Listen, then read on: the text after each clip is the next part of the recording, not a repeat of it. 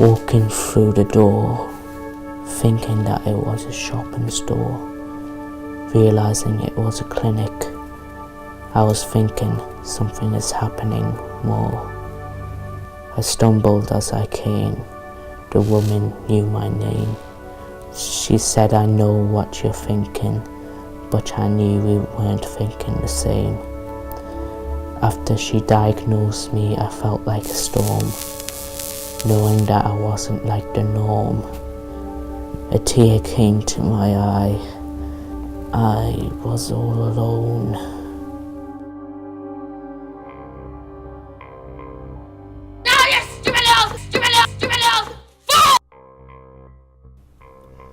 At a time when help was needed, was anyone really there? Rough times must have pushed my mum and brother to breaking point, kicking off all the time and being abusive. I had no one, no friends, no one there, nothing to do, no real support.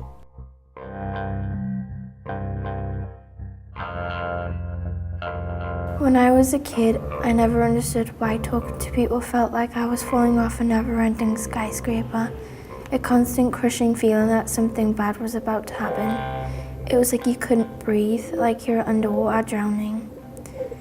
At school, the teachers wouldn't sort out any of my problems. I felt really empty in that nobody listened. I'd usually spent break times alone to a point where I felt depressed, but I was so confused I couldn't tell anyone. I got sick of being bullied for being different. I was bullied at school badly. I let all my anger out on the most important people. I may have took things out on people at home, but my mum got little or no help. It was my mum who did the work. She pushed for things. As a child, my parents and teachers noticed that I was different. I was always hyper, climbing things, shouting, losing concentration and causing trouble. After multiple after-school meetings between my parents and teachers, I was referred to a psychiatrist. I was diagnosed with ADHD. Multiple negative thoughts flooded my brain. It felt as if my whole life was turned upside down, for I didn't understand my diagnosis. Make it simpler for children. Don't mess around putting labels on people. Tell them in a meeting properly so they know what's going on. I wish I found out earlier, to be honest. In primary school, I used to get told off a lot for being quiet and not socialising with other kids. I used to just sit on my table by myself. I felt really different. I didn't really understand at the time. I thought it was like normal for everyone. Then my mum said it wasn't. I was getting like more worse. So she took us to the clinic and I got help. They could send leaflets out to schools to show information about ESD. So more people are aware of it. It might help to decrease bullying. I began taking tablets to help my concentration. From 13 to 14 years, I stopped taking my tablets because I didn't feel myself. No one ever saw the real me. I was just a hollow shell being controlled by someone I didn't like. This made me feel trapped, not able to show people who I was. But not being on the drugs had some negative effects on my life. Although I was feeling better, my friends and other people around me noticed that I was more hyper and talkative. This caused them to not want to be around me, for I was too annoying. I wish I was normal like my friends, perfect without any faulty problems. So I began taking the tablets again.